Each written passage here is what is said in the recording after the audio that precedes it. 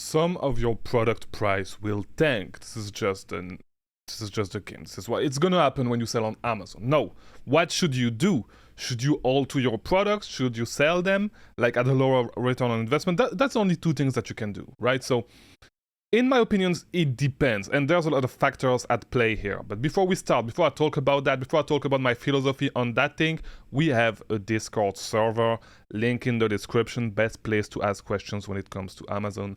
Best place to hang out with other sellers, best place to network, best place to make new friends selling on Amazon, right? To find like-minded individuals. So, now that you joined the Discord, let's jump into the video. So, when it comes to price tanking, so the first thing I should do is that usually, like most of the time, if your price tanked, if you really looked at manufacturing your margin the more you can, it's gonna be super rare that your product tanked to a point where they become like that, to a point where you start losing money on that product if you really make like smart buying decision. And this will come with time. Right? It's when you start, you're gonna have more tanking products. But if you really look deep enough, if you really make sure you got the cheapest price on a product, it's super rare that the product is gonna become like that the product is gonna start selling at the price point where you're losing money. It's gonna be super rare, except in some rare occasions, and this is what I'm gonna talk about today. So most of the time, what you want to look at is the number of new sellers on the listing, because the price is dictated by the supply and demand, right? Like in any market, it's the same thing on Amazon. So the more the number of sellers go up on a listing, the more the price is going down, right? It's just gonna happen. This is just what's gonna happen. So the faster a product is selling, the less likely it is that the price is going to go down. So first thing you should do, of course, is always like trying to really focus on fast selling product.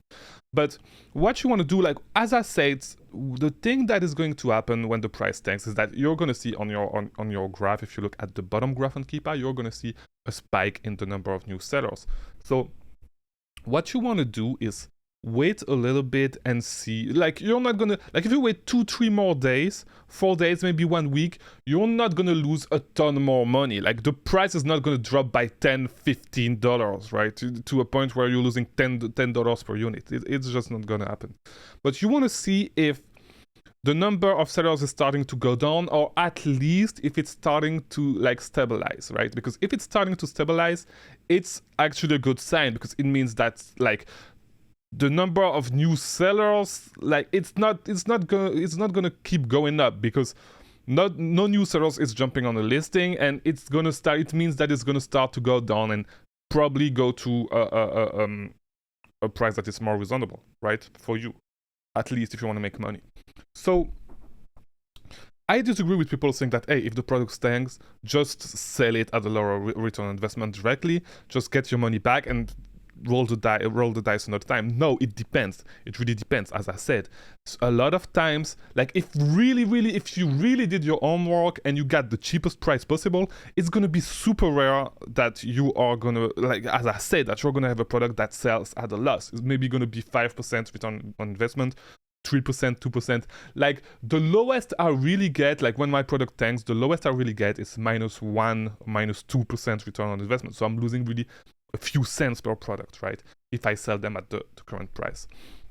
And it's been a really long time that I did not have, a product that I sold at a big loss. And it also depends on which type of leads you are working with, right? So if you are working with MSRP lead, what I call MSRP leads, so a lead that you find at MSRP, and it is on on a website such as Walmart, a super popular website that everybody scans, yeah, the price may go down, because what you're gonna see is also people jumping on the listing, that like people doing wholesale that are gonna jump on the listing and stuff most of the time, and they're gonna kill you. Like they're gonna sell at a price that you cannot follow.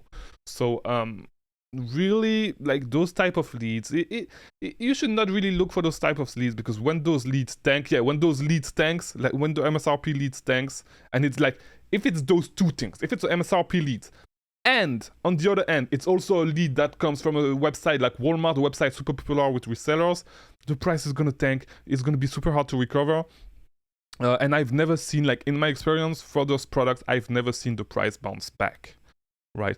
But when it comes to leads where you can, you can manufacture the margins like way more with a sale, with a coupon and stuff, and that are really limited sales, limited like stuff that's limited like this, limited in time, the price may tank in the short term, but the price will bounce back up, right? So, for example, if we talk about Stanley Cups, now the Stanley Cups go down, and the reason why the Stanley Cups were like the price was so high on Amazon is because the supply of Stanley Cups around the internet was limited, right? So this is why the price was high, because the pressure was limited, and like the demand, people actually looking for this product was way above the supply. So now that the supply is getting, like, Amazon is jumping on the listings, now it's getting easier to actually buy Stanley Cups on other websites and stuff, the price is going down, and the price is just not gonna bounce back up, right? Because now the supply is matching the demand, and like the price is gonna be like, the price you're gonna get on Amazon is pretty much gonna be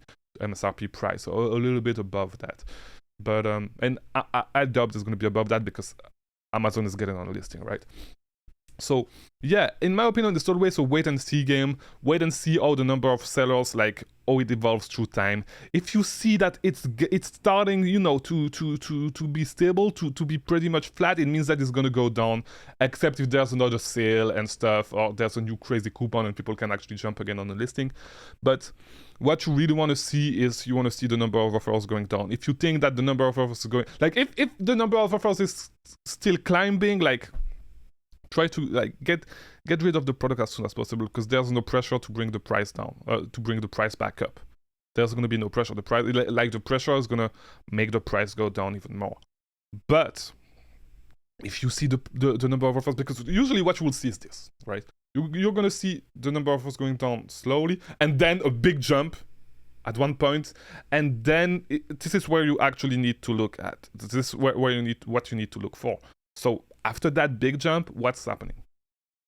Is the number of offers still going up? If it is, the price is going to tank more. Is the number of offers like stabilizing, getting pretty much flat? It means that it's going to go down and the price is going to go back up. That's pretty much it. And also, yeah, you need to know your suppliers and know how every suppliers affect the price, or it affect the demand before affecting the price. Because do not just look at the price by itself. Look at the number of new sellers, because this is the supply. The supply directly affects the price. So do not go like look deeper than the price and look at the supply, because the supply will dictate the price, and in turn it will dictate how you should act with that. If the number of sellers keeps going higher and you're already at the price where you're losing money, get rid of the product. If the price is still okay, or if you're losing a little bit of money but the number of sellers is getting stable and it's getting pretty much flat and you think it's going to go down, it looks like it may go down soon, hold to the product a little longer and see how it's gonna, how things are gonna go. That's today's video. That's how I deal with price tanking. This is how I think about it. Let me know in the comments if it's different for you, if you just get rid of your products, or if you like to wait like me a little bit. And I'll see you tomorrow for a new video every day at 3 p.m. Check these videos if you want to keep hanging out with me, and if you want to keep having me talking in the background while you do homework and stuff, do this, and I'll see you tomorrow, guys.